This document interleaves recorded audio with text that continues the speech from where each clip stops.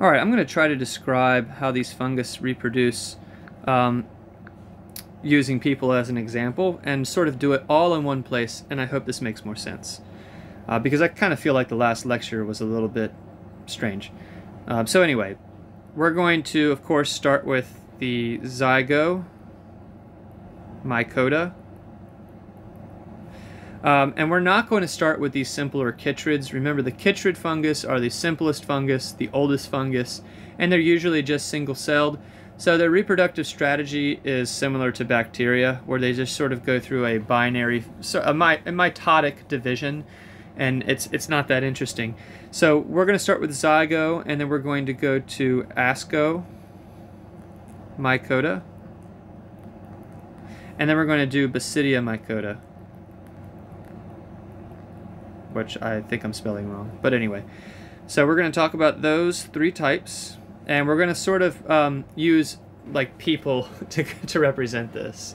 And so before we begin, I want to make a distinction for you. I want to talk about spores versus a gamete. So obviously humans and other mammals, we reproduce with gametes, as do a lot of animals. And so gametes are, there's two basic types. There's sperm from men and egg from women. And so the way gametes work is you've got two parents, and one is a male and the other is a female.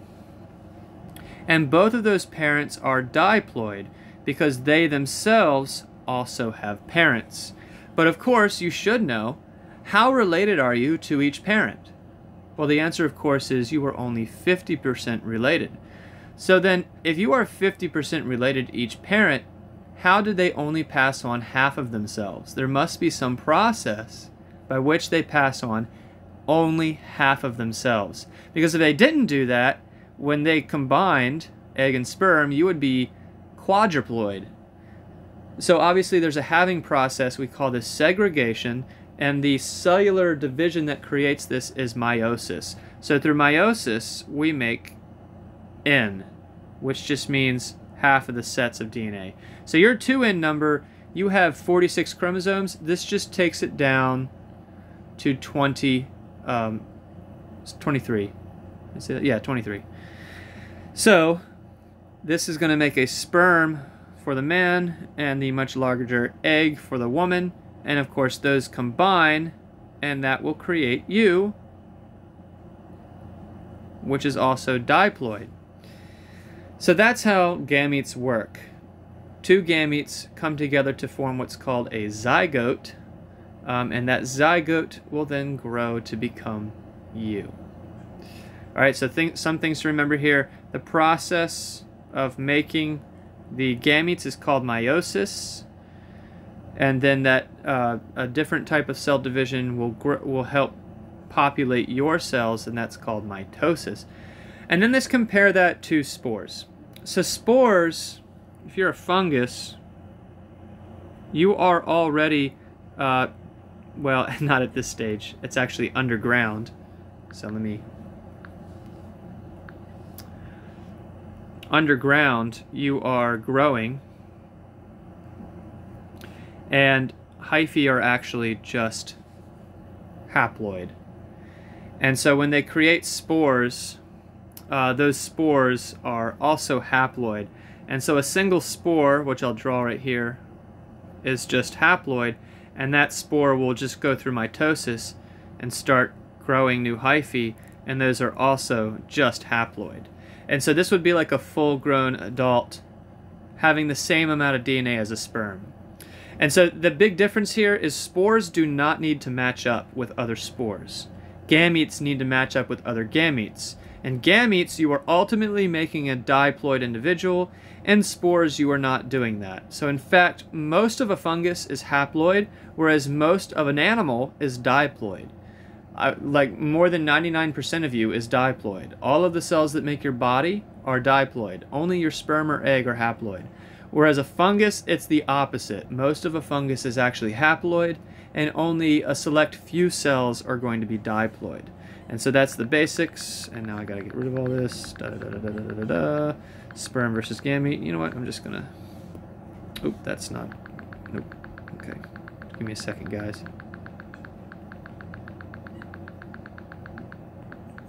Okay, so now let's get into each one of these different phyla, and we'll start with Zygomycota, and we'll compare them to people, actually. And so keep in mind that this is happening with fungus and mushrooms and all that. We're just going to pretend it's people. So this is how we're going to do this. We're going to say there's two people, and they're going to reproduce like a fungus. If you were a fungus, this would be how you reproduced. There's going to be one person here, and we're just going to say he's the positive mating type. And we'll put another person here, and we say that they are the negative, because that's how it works in fungus. They don't actually have genders. There's just a positive and a negative mating type. And so what's going to happen is two things. First thing that's going to happen is when these two people touch, or fungi, they are going to go through what's called plasmogamy.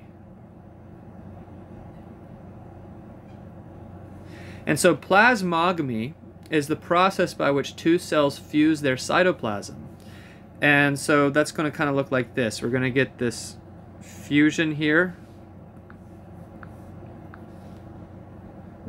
Now inside of this sort of combo cell here, so I'll draw that again, we're going to have nuclei from both parents. And there's multiple nuclei because the nuclei of fungi can flow between cells due to a lack of septa. We've talked about that. So that's a plasmogamy. We get this fusion. So if you were holding hands with somebody and your hands just sort of combine together into one clump, that would be terrifying, first of all. But then you'd have this fusion, and then the next thing would happen. And so this is sex for a fungus. Fungi reproduce without this all the time. They just make spores. But this is how fungi use spores to have sex. We're going to call this karyogamy. I was trying to remember the word. So that's karyogamy. Now I know I said before that spores do not need a matching spore like a gamete does, but they can. Just because they don't need it doesn't mean they can't. So spores can combine. They just don't have to. Each of these could have made their own spores and not do this, and that is asexual reproduction. Combining spores into these sort of super spores, that is sex. And so what's going to happen here in karyogamy is we're going to fuse these nuclei together to create this combo nuclei.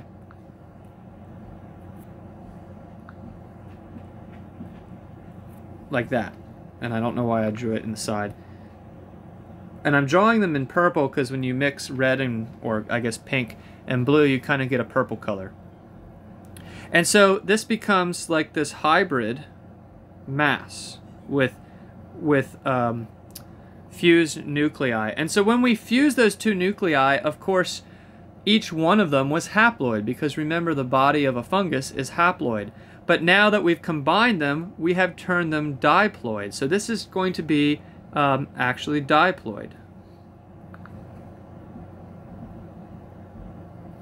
Whereas the parents themselves were haploid. So now what we do is we go through meiosis. Now if you remember, meiosis takes diploid cells, and in you it makes haploid sperm or egg.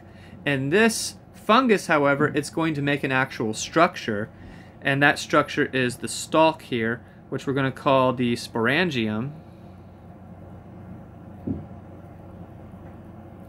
And that sporangium is going to be haploid. So that sporangium is going to create this mass called the sporangia. And so that's also going to be haploid. And now if we want to create new cells, but we don't want to reduce the DNA any further, we just do regular cell division at this point, which is mitosis, and we start making little clones, little spores. These spores fill and fill until they release through the wind or whatever, and they're going to fall to the ground, And of course they are haploid, and so that will grow when it falls to the ground. I don't want to get too far in the way there. It's going to create a new body, and that's going to be the new fungus, which again is haploid. So that's how you would reproduce. If you were a Zygomycota, you would hold hands, something would sprout from you, and you would start creating little copies of your combined self, and they would scatter to the wind. So yeah, that's one way. So now with Ascomycota, it's even stranger. So we'll start again with the same two people here. So I'm going to go like this. Let me draw a line so we don't get confused here.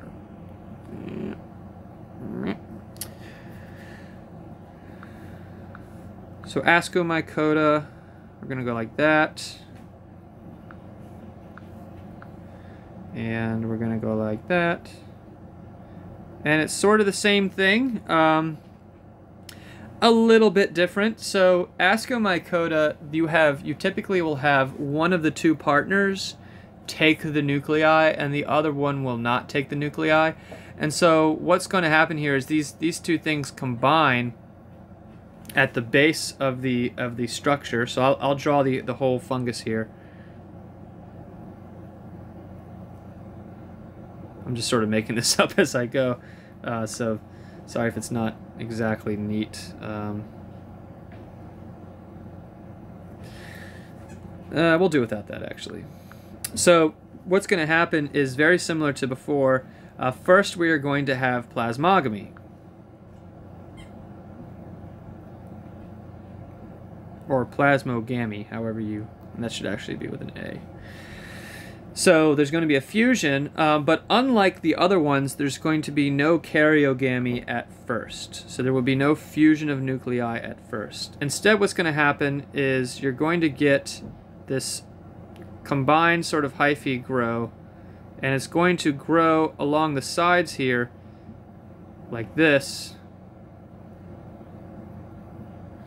But it's combined, so it's both of them growing sort of as one. And what I mean here is if you look at the actual cells, what happens in this trade-off is, and I'm vastly simplifying this, the reality is much more complicated, but it's like before where we're going to have these dual nuclei. Let's see. Right? And so each cell that makes these new hyphae is called dikaryotic, which is not the same thing as diploid. Diploid cells have two sets of DNA inside of one nucleus. These are just two nuclei. And so they're not going through karyogamy, at least not at first. But what they are doing is sort of growing as one and forming this U shape, which is called the ascus. And so that creates the cup shape of the fungus. Now along the rim of the cup, then we start going into karyogamy. So what happens is we do mitosis first to create this ascus, and then we go through karyogamy. Now before, over here, with the Zygomycota, we did karyogamy before we started doing cell division. So the next step after karyogamy was actually meiosis to create that sporangium. Here we are not going through any cell division, we are going through mitosis first, and then we're going to go to karyogamy, but only once we get up to this rim here. So at this rim, we start creating these sort of tic-tac shaped combination cells. We're going to combine these nuclei, and so I'm trying to remember the numbers here because it gets a little confusing. Let's see, they're dikaryotic there, and then they're going to go to here. So, yep, now I'm remembering. So what happens is they get this is a diploid cell now. Once they reach this rim, they become diploid. And then what happens is they're going to go through meiosis.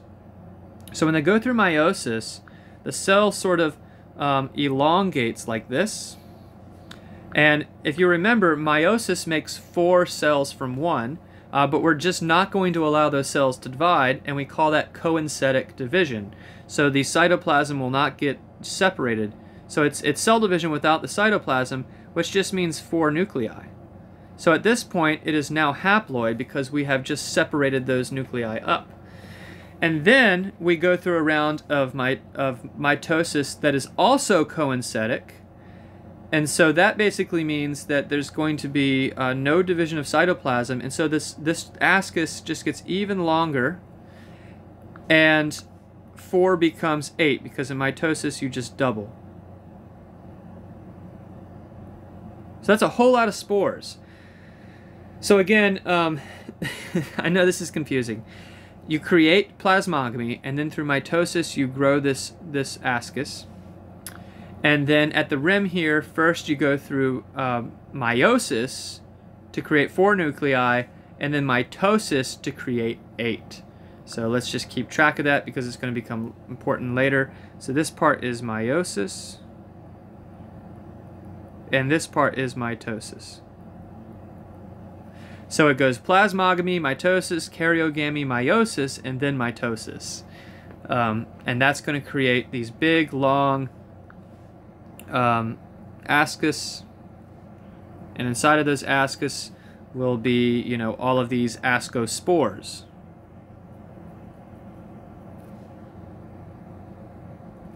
Ascospores.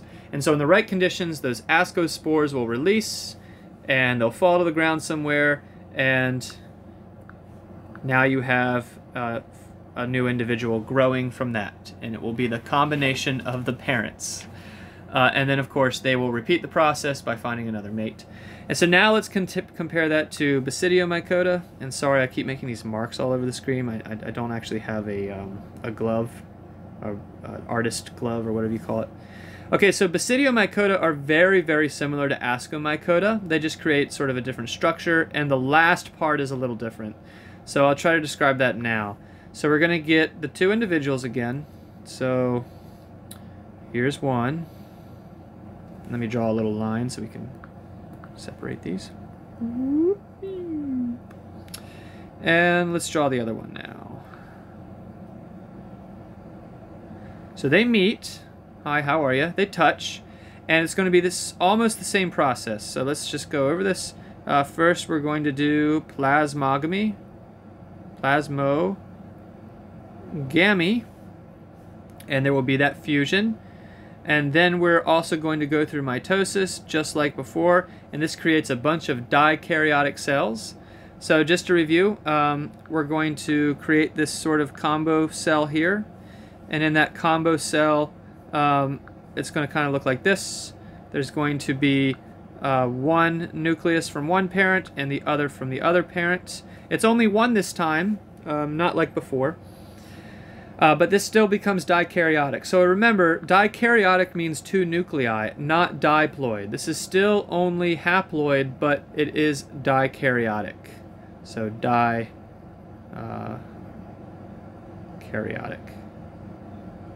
Dikaryote.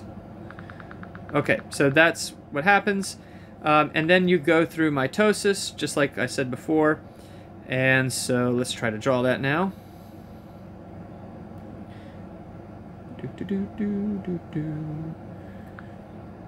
And of course, you've seen the classic mushroom shape before, I'm sure.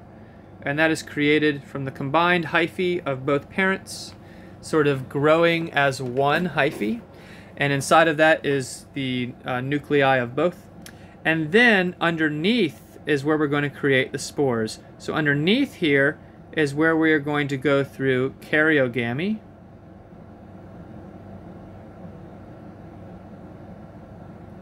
and so it is just like the Ascomycota, only we are creating our spores underneath, and we are creating what's called Basidia Spores, which are released with little water droplets. The water droplet I told you in the last lecture was called Bueller's Drop, named after the scientist who discovered them. Basically, when it rains, little tiny water droplets fuse with pre-existing water droplets on the spore, and that shift in momentum makes those spores release. But anyway, let's talk about the spores themselves and how they are made. So over here in Ascomycota, what we did was we started with 2N once we went through karyogamy, and then we just went through meiosis to create 4 new cells. Well, that's exactly what we're going to do here. So we're going to take these 2 nuclei here, and we're going to fuse them as 1 nuclei, and now we have a diploid cell. And then what we do, so after we've done this, that's when sex has occurred, when those 2 nuclei. That is what sex is. It is the fusion of, or it's the combination of genes. So we have a diploid cell now. And now what we do is, just like before, we create a spore. And I'll draw it up this time instead of down. 1, 2, 3, 4. So just like before, meiosis creates 4 nuclei. This is because of the chromosomes. I don't want to get into chromosomes right now. This was back in biology class. There's 2 phases to meiosis. There's reduction and division. Through reduction, we separate chromosomes of the 2 different parents. And then through division, we separate extra sets called sisters. So we're not going to get into that right now. Just know that meiosis makes 4 nuclei from 1. And so just like before, we have gone through meiosis.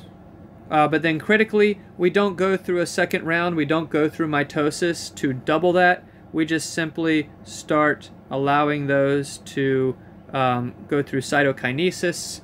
And now those are individual spores. And then those spores can be released in the wind or the rain or whatever, and when they land on the ground, just like the others, it can grow a new individual, and boom, there you go. You've had a unique child. I hope that made sense. It took me a long time to sort of conceptualize this myself. Anyway, there you go. There you have it. I hope it makes sense. This is why you needed to learn mitosis and meiosis, or at least one reason why it was important to learn it back in bio. Alright guys, bye.